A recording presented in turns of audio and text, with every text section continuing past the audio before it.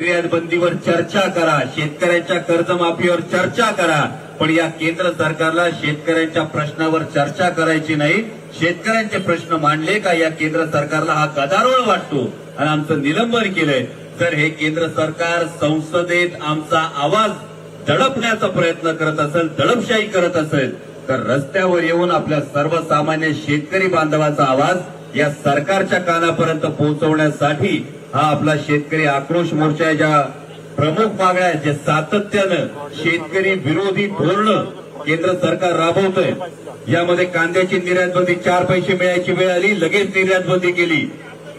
महाराष्ट्राचे अर्ध उपमुख्यमंत्री देवेंद्रजी फडणवीस यांनी जेव्हा माऊली शेठ आपण आळ्या फाट्याच्या चौकात रास्ता रोको आंदोलन केलं होतं, 40% यांना निर्यात शुल्क लादलं होतं त्यावेळी, तेव्हा महाराष्ट्राचे अर्ध उपमुख्यमंत्री देवेंद्रजी फडणवीस यांनी अगदी जपानमधून घाईघाईने ट्विट केलं होतं, 2 लाख टन कांदा 2410 रुपयांनी खरेदी करू. किती शेतकऱ्यांचा कांदा खरेदी झाला, किती शेतकऱ्यांचा कांदा 2410 रुपयांनी खरेदी केला. पण पाप मात्र केलं शेतकऱ्यांच्या कांद्याचे भाव पाडण्याचं, शेतकऱ्यांच्या ताटात माती कालवण्याचं.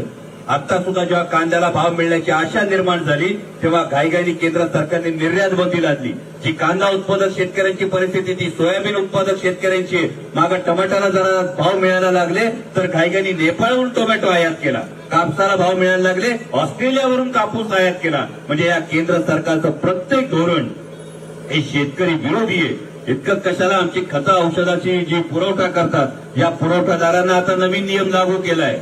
म्हणजे जर अपेक्षित रिझल्ट मिळाला नाही तर त्या खताच्या दुकानदारावर केस लागणार. कंपन्यांना यांना हात लावायचा नाही, कंपन्या शेतकऱ्यांना फसवतात याकडे बघायचं नाही. खतांवर 18% जीएसटी लादण्यात आला, खतांची सबसिडी काही हजार कोटींनी कमी केली. उत्पादन खर्चात वाढ होत असताना शेतकऱ्याला मात्र दिलासा दिला जात नाही. दूध उत्पादक शेतकऱ्यांच्या बाबतीमध्ये महाराष्ट्र सरकारने दूध उत्पादक शेतकऱ्यांच्या तोंडाला पानं पुसली. म्हणजे 80 पैसे किंवा 1 रुपयाला मिळणारी कोल्ड्रिंकची बाटली 20 आणि 25 रुपयाला विकली जाते, तेव्हा तुम्हाला महागाई दिसत नाही. पण आमच्या सर्वसामान्य शेतकऱ्याला, दूध उत्पादकाला जे कष्ट उपसावे लागतात, या कष्टाकडे सरकारचं लक्ष नाही. त्याला दूध घालताना 18 आणि 20 रुपयांनी दूध घालावं लागतंय. त्याला 5 रुपयाचं अनुदान देताना पण तुम्ही अटी टाकता की जे शासकीय दूध संस्थांना दूध घालतात त्यांना फक्त 5 रुपये अनुदान, जे खासगी दूध संस्थांना दूध घालतात त्यांना अनुदान नाही का? हा माणूस नाही का? हा शेतकरी नाही का? याचे कष्ट हे तेवढे नाहीत? या पद्धतीनं महाराष्ट्र सरकारनं जो हात आखडता घेतलाय, यामध्ये खासगी किंवा शासकीय दूध संस्था असा भेदाभेद न करता सरसकट दूध उत्पादक शेतकऱ्यांना अनुदान द्यावं. आमची शेतकऱ्याची पोरं शिकायला लागली, काय शैक्षणिक कर्ज मिळवताना त्यांच्या नाकी नऊ येतात, बँका पटकन कर्ज देत नाहीत. आणि यासाठी सुलभ धोरण करण्यात यावं. आणि जर मोजक्या उद्योगपतींची आम्ही पेपरातच बातम्या वाचायच्या का हो, या उद्योगपतीचं एवढ्या कोटी, एवढ्या हजार कोटींचं, एवढ्या लाख कोटींचं कर्ज माफ, 25 लाख कोटी रुपयांचं कर्ज हे मोजक्या उद्योगपतींचं माफ होत असेल, आणि आमचा सर्वसामान्य शेतकरी काही हजाराच्या कर्जासाठी जर गळफास घ्यावा लागत असेल तर सरकारला लाज वाटली पाहिजे. आम्ही शेतकऱ्यांच्या हिताचं आहोत बोलताना. शेतकऱ्यांचं उत्पन्न दुप्पट करणार असं तुम्ही म्हणता. अहो, गेल्या वर्षभरात केवळ महाराष्ट्रात 2066 शेतकऱ्यांनी आत्महत्या केल्यात.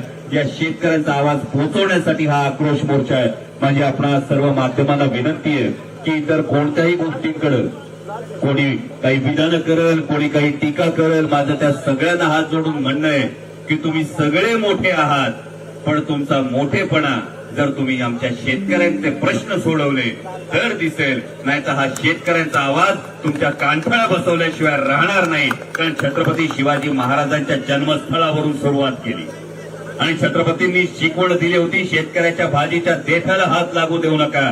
त्यामुळे माझं सर्व शेतकरी बांधवांना हेच माग सांगणं आहे, आता रडायचं नाही, लढायचं. आपल्या हक्काचं आता ठणकावून मागून घ्यायचं. धन्यवाद. जय शिवराय. आदरणीय सत्यशील दादा या ठिकाणी पुढचा रूट सांगतायत, कृपा करून थांबावं. सगळ्यांचे या ठिकाणी आलात आभार मानतो. आणि आता जाताना आपल्याला बंकर फाटा, ओतूर, आळे फाटा, 14 नंबर पिंपळवंडी मार्गे वीके न्यूज, राष्ट्र के नाम.